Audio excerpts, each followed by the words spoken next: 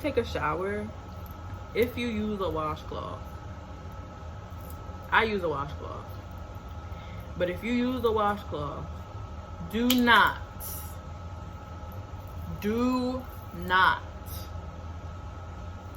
use the same washcloth that you used on your body on your sis. No. Have a Hey y'all, welcome back to my channel. If you're new, my name is Chastity. This is my channel. If you're returning, welcome back, sweetie. And let's get into the video. Today we're going to be talking about hygiene. Maybe somebody doesn't have a big sister, and I know there are millions of hygiene videos for sure, but do you want to watch millions of hygiene videos, or do you want to watch one hygiene video that's filled with information? Okay, so something that I really want to touch on first is we're going to start from head to toe, honey, head to toe. So we're going to start with brushing your teeth.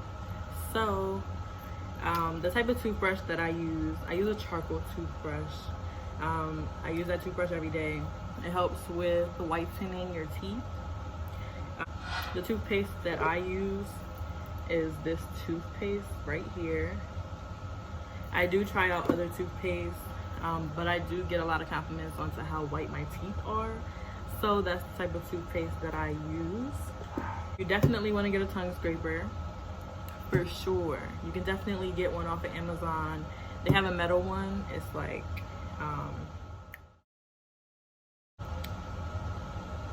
it's just a metal tongue scraper, and you put it on your tongue and scrape off all the white stuff on your tongue. I do use this oral rinse for your breath. It gets rid of bad breath. It makes your breath not really smell like anything but water, and it gets rid of morning breath. There's also another product that you can use, which Bae just put me on to, and said that this works better than this. I personally like this one better than this one, because this one doesn't really have a taste, but this one simply has like kind of like a light minty taste. So I guess it's really your preference, but I definitely use this whenever I do eat. After I eat, I'll definitely swish my mouth out with this. I got this on Amazon. 2 for $20. They gave me, I think it was 2 for $22, but they gave me a $2 click coupon, and I have Amazon Prime, so it came the next day. Let's talk about deodorant, sweetie. Deodorant. So after you take a shower, obviously we all know you wear deodorant. Ever since I had my son, I typically would use Secret.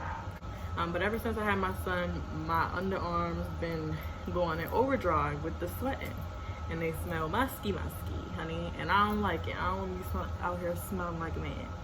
So when I would use the Secret deodorant, it wouldn't really do much for me. Now I was put on to Speed Stick with the Irish Spring. It definitely holds more. And I believe that when you use a specific deodorant your whole life, your body gets used to it. So I definitely had to wean myself off and start using something else that was stronger. I'm not going to use this forever, but I definitely use these together to give it more of a feminine smell. I'm definitely notorious for mixing scents. Okay? So if you see me mixing a scent, mind your business. So the soap that I use to take a shower, I typically would use the Dial spring water scent. I don't use any of the other Dials. It can throw off your pH balance. This soap is safe to put down there, but I don't use this for down there, but I have used it down there in the past. The only soap that I use down there is this organic Jason soap for its rose water scent. It's a really light scent, but it's organic, so it's very safe for you to use down there and not mess with your pH balance. because we all know that pH balance is very important. So that is the soap that I use. If you want to get fancy, sometimes I'll definitely use the Dove sensitive skin bar soap, which a lot of people definitely use. You can get this from anywhere, and it doesn't really cost that much. And the Jason, I got this from Whole Foods, but also they have it on Amazon. This recent one I had to re-up because I ran out. The original one I got from Whole Foods, but this one, I got this one off of Amazon for $9.99, and I believe at Whole Foods the soap costs like $12. So definitely a steal, and it get delivered to your door next day with Amazon Prime. Once again, this video is not sponsored by any of these products. So we're gonna be talking about body moisturizer. If you want some soft skin, baby, you can use the Gold Bond Softening Skin. This is the lotion that I use, definitely my go-to, and it makes your skin super soft. Use some baby oil. It's light, you know, it's moisturizing. I'll definitely use this if I'm going to sleep, but if I'm missing my man, this is definitely the go-to for the soft skin come through. Okay, now we're going to be talking about perfumes. For me, I specifically like soft, light scents. I believe this is from Victoria's Secret, if I'm not mistaken. I really like this scent. It is like a light powdery baby scent, which is why I also use the baby oil, because it has that light powdery scent. I also use this one. This perfume is called Dream Angel from Victoria's Secret as well. It smells so good. It's a little stronger, but it gives you, you know, the feminine, womanly smell, you know. Also, a perfume that I recently just got is this little number right here. This smells so good, y'all. So good, okay? It smells so good. And like I said, it is light, it is fresh, but this is recently my go-to whenever I see my man. I'm gonna talk about shaving. So shaving really is a preference. If you want to know if you should be shaving or if you shouldn't, it's really a preference. Now, keep in mind that when you don't shave or if you don't wax, it does trap in odor and bacteria in the hair, and you definitely don't want that. So if you are not going to shave, just trim it up and keep it maintained. That's all I'm going to say about that. It's just really a preference. You definitely obviously want to shave your underarms and shave your legs and things for hygiene purposes, just so that, you know, you smell as fresh as possible. Summer's Eve and Vagisil, those soaps that supposedly are supposed to go down there, baby, you don't want to put that down there, okay? I'll be the first to tell you, you don't want to put that down there, okay? My mom never had to talk with me ever about soaps I should be using or anything, so I had to figure it all out myself. So I'm thinking, okay, cool, let me go and get some Vagisil to keep me fresh or whatever. You're not really supposed to have a scent down there. You're not. If you smell off, like you don't smell like yourself, then you need to go see a doctor. But a simple soap like your Dove Sensitive Skin that has no scent, you could use the rose water. It has a very light scent, but it's not a perfumey scent, you know. Anything that has perfumes and anything that claims to be for the vagina, it ain't for that. It ain't for that. Basic soap, stick with the basics. If it worked, why would you change it? Next, we're going to speak about sleeping commando. That means you're going to want to sleep with no underwear on so that your sis can breathe, because that's very important. Sis needs to breathe. That's why you wear cotton underwear, so sis could breathe throughout the day.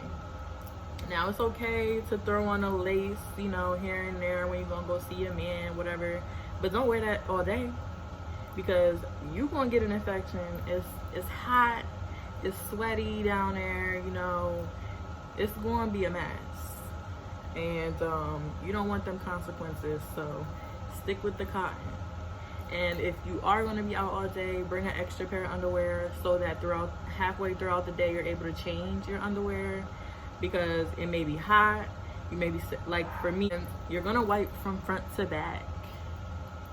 Wipe from front to back, okay?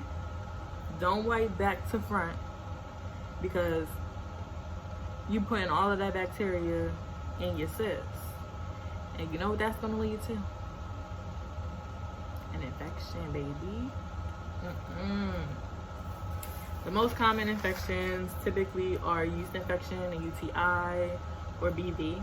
Those are the three most common infections. I mean, you're not supposed to get them all the time, but once in a blue you might get one. It could be from making a little mistake, like simple stuff, like a lot of things can throw off your pH, as far as soap, sex, pregnancy. The list goes on. It's a million things that can throw off your pH and get you one of these infections. So you definitely want to be very cautious in what you do with your sis. You want to take care of her, okay? That should be your most prized possession.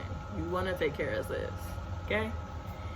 A yeast infection is just yeast buildup, and you're definitely going to be itching. It's going to be cottage cheese discharge, all the things that's not cute, that's not supposed to be happening. A UTI, I've never experienced a UTI, but a UTI has to do with bacteria in your bladder. So you definitely want to go see a doctor for that if you are experiencing that. I think the symptoms are as far as burning when you pee, blood in your pee or in your urine, things like that, and it has to be painful, okay? And BV is bacterial vaginosis. To me, it smells like a freaking garbage truck. It smells like garbage juice, okay? It smells nasty, it smells fishy, it smells a mess, okay? And if you could smell it, I'm sure somebody else could smell it. So if you ever smell something like that when you go to the bathroom and it's coming from you, go see a doctor. You want to get that cleared up as soon as possible. Now, it's just a smell. You're not going to really get any symptoms, like as far as itching, like you would if you got a yeast infection and things. But typically when you get rid of bacterial vaginosis, you do end up getting a yeast infection, because the antibiotics do wipe out all your good and bad bacteria. So you do end up getting a yeast infection. So you're going to have to go back to a doctor. But like I said, if for whatever reason you continue to experience these infections, you should try these are boric acid vaginal suppositories. These work way better than antibiotics from the doctor. It will definitely regulate your pH to where it needs to be after one pill, but you definitely want to use this like you would a antibiotic from the doctor. So say the antibiotic for yeast infection, you take it one time, it's good for 7 days. So instead of taking this once, you don't take it like a pill. You're going to stick it up your vagina. And you take this one pill every day for 7 days, if that makes sense, so that it's not a reoccurring thing. Guarantee you, baby, it'll change your life. You know, it's hard being a female and being a mom, and you know, all the things that we gotta go through in life. Now we're gonna talk about tampons. Tampons and pads are a preference. If you want to know which one you should be using, just have the facts and then make your decision based off of that. There are different size tampons, just like there are different size pads. Different size tampons are not based off the elasticity of your vagina. I don't know who told y'all that, but that's not a fact, okay? The different sizes are for your different flow. So if you're heavy, then you would get a super size tampon. If you, I think they have different, I think they have regular and super. So if you're not heavy, then you would use a regular and just put on a little panty liner. I personally don't like panty liners because I think they're there for no fucking reason. So I would use a small pad, just in case it was any leakage or anything. So it don't bother me in public, or I ain't gotta worry about it. So different size pads. There are one for overnight. There are,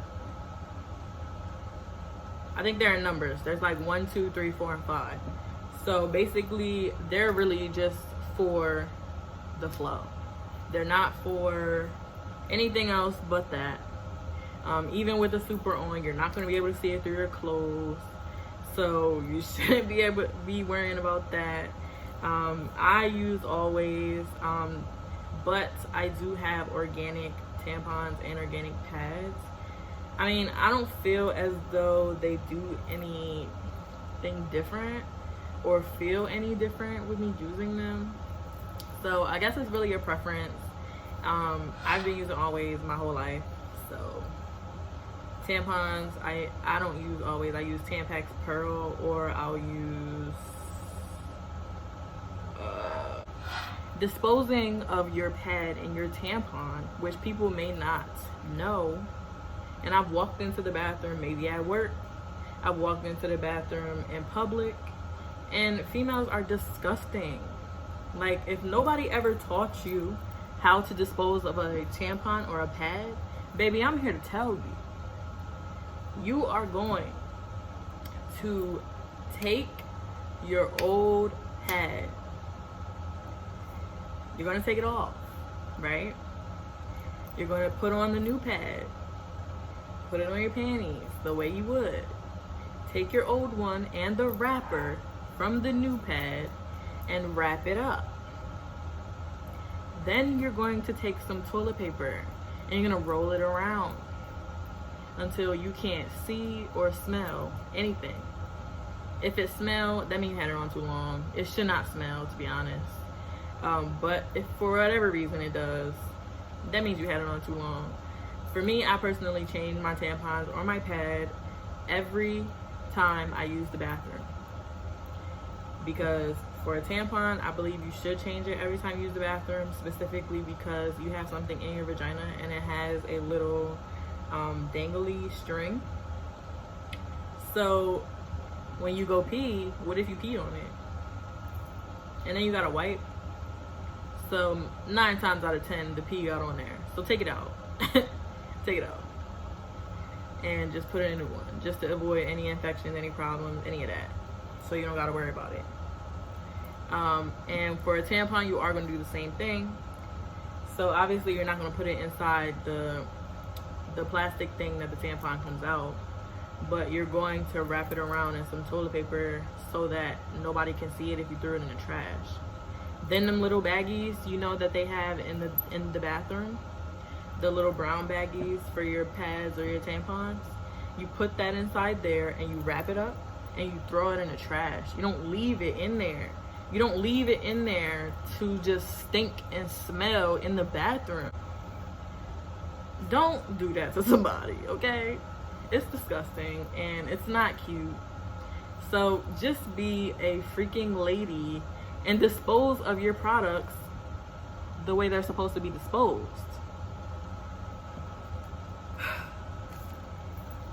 Now, we're gonna talk about sex. So, if you're not comfortable talking about sex, you shouldn't be having it, period. Period. I'm very open talking about sex, to be honest. And I believe that I'm gonna have the sex talk with my kids when they get of age, or whenever my daughter gets her period, whatever. You definitely want to be on birth control, and you don't want to use birth control as your only form of protection and not use protection. Obviously, protection doesn't protect against STDs, but you want to protect yourself at all costs with pregnancy, especially if you shouldn't even be having sex anyway. So I'll be the first to tell you that when I had my son, I was on birth control, and I used that as the only form of protection.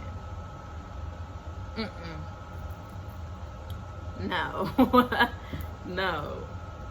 I was on birth control and used it as the only form of protection, and look what happened. I got pregnant. There are a lot of people that get pregnant on birth control. Birth control is not 100%, just like condoms are not 100%, but it's very unlikely for you to get pregnant with a condom. So if you are going to use one form of protection, use a condom at all times, especially if you ain't ready to have no baby, or if you can't even raise a baby. So don't do it to yourself, because you ain't gonna want to give up your baby, and you gonna want to give your baby a better life than you had. So just be smart about it, to be honest. And if you ain't ready to have no kids, don't have none. Okay? They didn't ask to be here, and they don't deserve to be treated like shit. So, and after you have sex, you definitely want to pee to clear out any bacteria that may have gotten in your body. You just want to drain all the bacteria before it has a chance to get to your bladder. Let me see if I forgot anything. Also, you want to drink water. You want to drink water. Water, honey. You want to drink water. Water is essential to the body. Your body needs water. And if you ever wondering why you ain't got that WAP, it's because you lacking hydration, baby. You lacking hydration. Now, this is all I have for y'all today about hygiene. I really hope you learned something. I really hope if you have any questions or you had any experiences, just put them in the comments and I'll definitely respond to you guys. Now, I have a question. So me and my cousin were talking, and she was talking about yoni steaming. If you do that, let me know how that is. I personally never yoni steam or anything like that.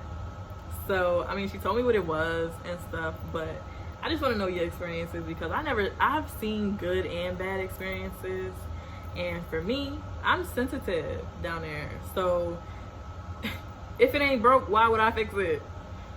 So if you've experienced or done yoni steaming, comment below and let me know how it is, or hit me up on Instagram and let me know your thoughts about yoni steaming, and we can have a conversation, because I really want to know. Like, educate me, help me, honey, because I mean, I don't want to do it, but I mean, I've never really, you know, heard about it or knew anybody who's actually done yoni steaming. So if you do yoni steaming, comment below or hit me on Instagram or on Snapchat, and we can have a conversation about it. Maybe you could teach me some stuff that I may not know. So if you like this video, like, comment, and subscribe. I was kind of nervous about making this video because there are millions of videos about hygiene, but I definitely have little cousins and stuff that may not be educated about this type of thing. So I definitely wanted to bring this to my type of content and, you know, make a video about it, so maybe they're educated as to what to do, what not to do, what are some gems, what's some good information. Because I mean, as teenagers, you're exposed to a lot of things, but you're not exposed all the time to knowledge. And knowledge is a powerful thing, y'all. Knowledge is power. So if you like this video, like, comment, and subscribe, and follow me on all of my social medias. Let's be friends. See you guys in the next video. Thanks for watching.